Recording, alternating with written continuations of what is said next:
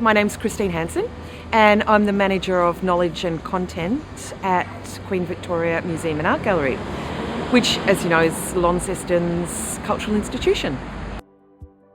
The Aboriginal people who still live along the Tamar and still really have that very close connection to it have lived here for very many thousands of years. The archaeological evidence is really clear that this has always been a really popular spot for habitation. And I think there's really good reason for that. The same reasons that we're experiencing now is that the Tamar, it's a really rich resource. So it provides fresh water at this end in Launceston.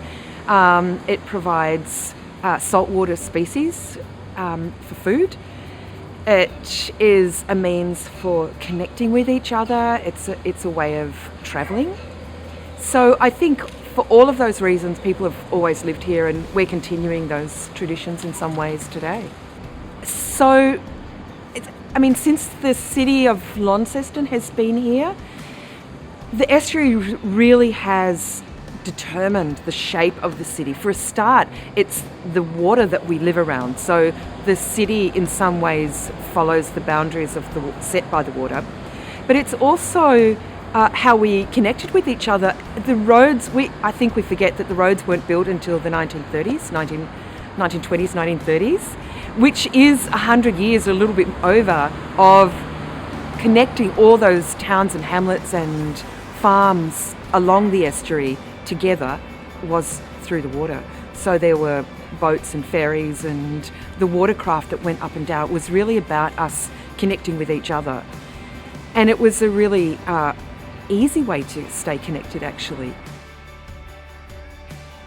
Of course, a lot of the older people remember when there were beaches, just actually not far from here. What they might not realise, though, with those sort of childhood memories, is that those beaches were really fake. They brought the sand in from Georgetown really to provide kids with a place for swimming and recreation during the summer. But unfortunately, the beach was slightly downstream of the sewage works, so that wasn't really very healthy for the population, and in the end they decided to not continue that anymore.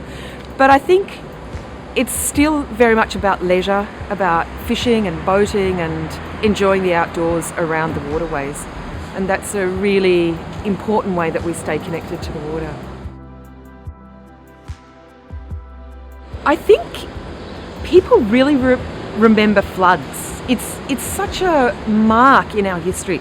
Even around the city, there are buildings around here that have the flood mark on them, and it's really fascinating because it was really huge.